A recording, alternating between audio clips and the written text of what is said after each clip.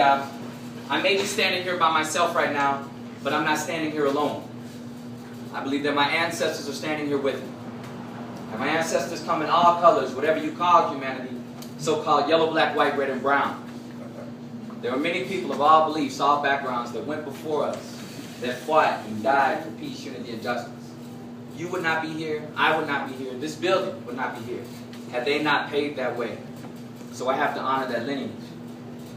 I also believe in honoring the land, because I do this work teaching Baha'u'llah's ways and teachings throughout the world, directly and indirectly. So I always honor a space when I'm working in that space. This very space where I'm standing, where you're sitting, this is the United States, the USA. I believe in honoring that. But before this was the United States, this very space right here, where you're sitting, where I'm standing, this space was Mexico. And before this was Mexico, this very space where I'm sitting, where I'm standing, you're sitting, this was the land of indigenous people. Taramura, Celis, Yaqui, Diné, Algonquin, Taíno, Lakota, Dakota, Hopi, Mexique. I always remind people that recognize I have up 10 fingers, and if each one of these fingers represented 10%, I have up 100%. The native population of these lands, now referred to as the United States, was 100% of the population of these lands. Now the native population is considered less than 2% of the population of these lands. If we're not familiar with that concept, that is called an attempted genocide. This is why in my family, I do not actually partake of Thanksgiving. I sit with my family, I have time with them, I pray with them, but I fast. I say prayers for the dead during that time. I've been to Plymouth, Massachusetts. I've been to Plymouth Rock. On that day called Thanksgiving, indigenous people from the Inuit, from Alaska, from the Quechua to South America show up, hundreds and thousands of them, and have talking circles and study, and a lot of them fast. Now listen up. Thank you for allowing me to speak my perspective. That is just my perspective. Your perspective might be different. And you know what can happen sometimes? When we hear a perspective that is very different from our own, it can cause a clash. It can cause conflict and issues. Baha'u'llah teaches us that from the spark of those clash, those spark of those perspectives, somewhere between that is the truth. We have to learn to consult with each other in ways that are not about debate, not about let me listen to the flaws and weaknesses in what you're saying and find fissures and exploit it. Instead, use my same analytical skills to listen to what you're saying, to find shreds of truth, ways that we could connect. How can we build common ground? Because if we're creating spaces that just promulgate one perspective, that's not learning, that is indoctrination. Baha'u'llah shares with us that we have to create spaces where multiple perspectives can come together. And from the spark of those multiple perspectives clashing upon each other, truth is somewhere in the middle. Because as many people that there are in this room, that many perspectives exist. And somewhere between all of those perspectives is a truth. So tonight, I'm here not to fill up a cup, okay? The House of Justice wrote in the Rizwan letter in 2010 that a lot of times we've been bred to be passive. We've been bred to kind of sit back and somebody fill up a cup. You know, we go to a school and sit on our butt and somebody educates us, right?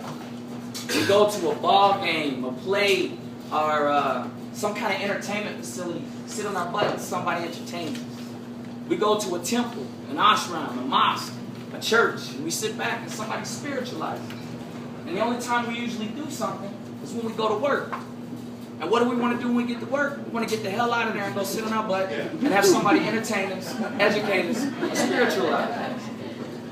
So we got to get out of this space of being bred to be passive and be protagonists and create spaces. This revelation is about us creating a new reality, examining reality, investigating reality, having an agency in that reality that we're defining, not us sitting back and waiting for somebody to define it for us, but bringing in multiple perspectives and us create a new reality. That's a challenge, because that means we all are responsible. We all have a role to play. We can't say, well, it's their fault, it's their fault. No, it's all of our faults. and all of our responsibility. So right now, I would like to implore all of us in this room, let's create a safe space. A spiritually safe space. Because already right now, we're creating a space. If you're looking at this space and people in this room with judgments, you're creating a space that's hostile. If you're thinking about, okay, when can I get out of here? Did I leave the iron on? What does this Bob Marley wannabe have to say to me, right? If we're in any of that in our mind, we're creating a hostile space. Already, energetically, we are bringing out something that is about judgment, not about let's learn, let's build, let's connect. So before we continue, I like to read a prayer. And this is a prayer for youth. In the Baha'i community, we talk about how youth are they're the head of the sphere. But the community, the elders and the children, are the shadow. They're still a part of that spirit to God. But youth are the penetrating force. You know what's really fascinating about youth, really quick before I read this? There's no such thing as a teenager really outside of industrialized nations. Outside of the industrialized world, there's no such thing as a teenager. You go from kid to adult. I have met youth that are called teenagers in our society, but from other societies, man, they're fighting wars.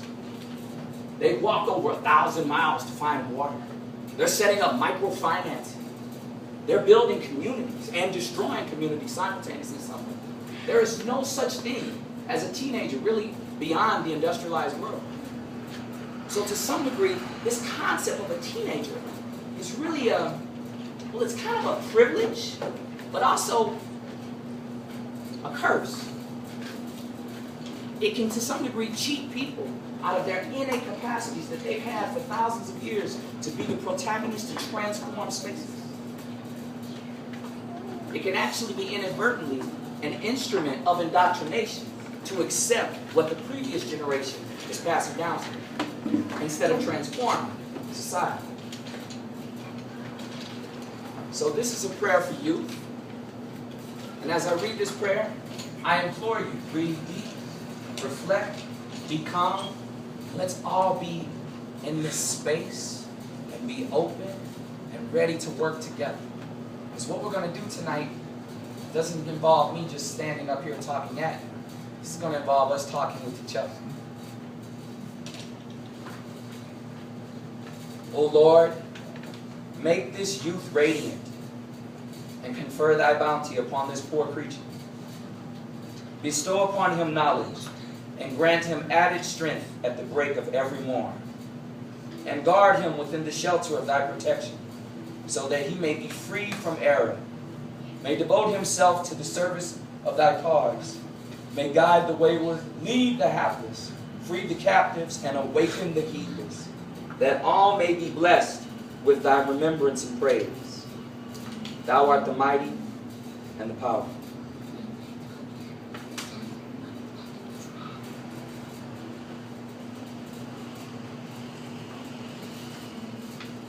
Now, I like to do something. I want to tell you a joke. Two of them. They're kind of corny, so bear with me, all right? Just give you a heads up. The first joke is about a young generation. Literal thinking. This little guy starts off in kindergarten, goes to school. The teacher says to this little kid, hey, today I want you to go home and find 3 words. 3 words. He's all excited, right? Really excited. He goes home, walks in to the house, and he says, Dad, I'm supposed to find 3 words. His dad says, shut up. He walks into the kitchen. He says, hey, Mom, what you making? She says, hot dog.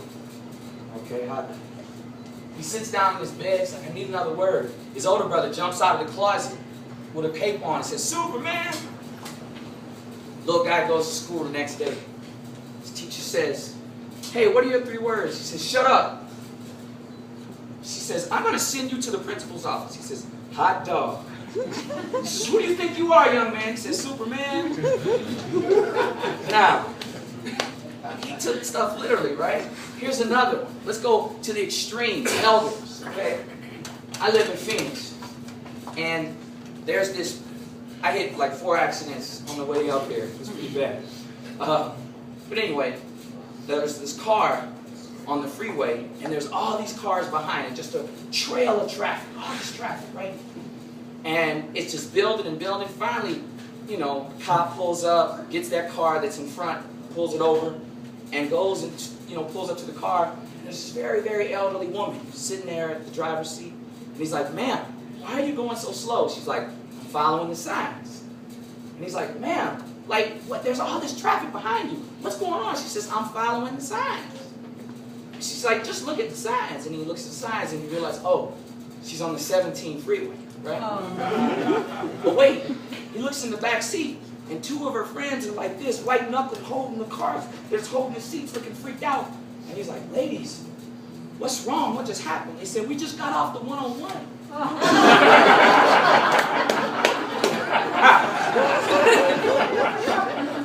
Two extremes on generations, but literal interpretation.